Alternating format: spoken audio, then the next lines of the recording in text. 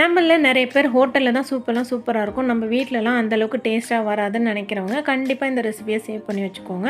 ஏன்னா, இது ஹோட்டல் சுவைய விட அவ்ளோ சூப்பரா இருக்கும். செய்றது ரொம்ப ரொம்ப சிம்பிள். நம்ம இன்னைக்கு காளான் சூப் தான் செய்ய போறோம்.